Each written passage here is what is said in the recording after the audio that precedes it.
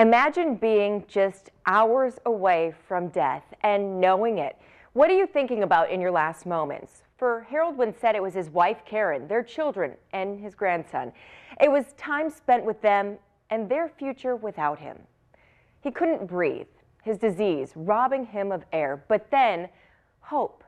Hope for his family, hope for him, and hope for others who will be in his situation. Would I ever get to see my children again? The thing that I want to do most in the world is take my 2-year-old grandson fishing. Would I ever have that opportunity? That guy behind you gave me that opportunity.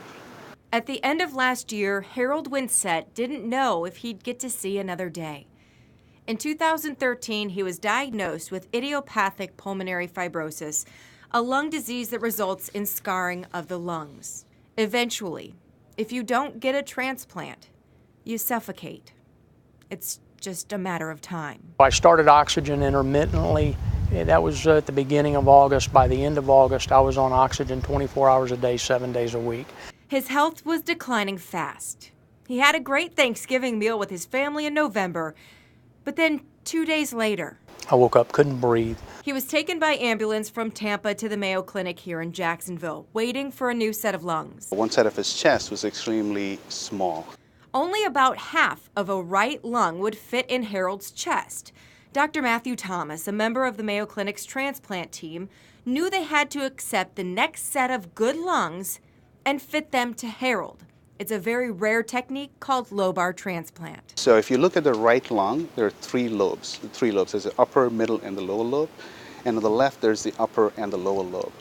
So a lobar transplant is where, at the time of transplant, you remove one or two lobes on the right or one on the left. Dr. Thomas says not more than 300 lobar transplants have been done in the U.S. It's a very difficult procedure and time-consuming. It helps us accept more donors and not be specific about the size of the donors that we're accepting. Giving Harold years, possibly decades, instead of just hours to live. I live every day. I live every day. More days with his wife Karen, his children, and his grandson. And don't forget to tell people you love them. Oh, that's so important. They need to know that. They need that from you. Because of this life-changing procedure, the way patients are listed when waiting for a lung transplant has also changed. They will now be listed with a note indicating that they could have a lobar transplant on one or both sides.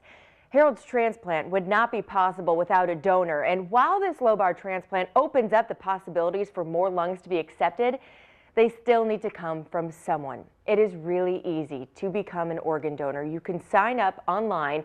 You save up to 8 people with your organs and up to 50 people with your tissue. Just go to donatelifeflorida.org. In the Information Center, Lindsey Boetsch, First Coast News, on your side.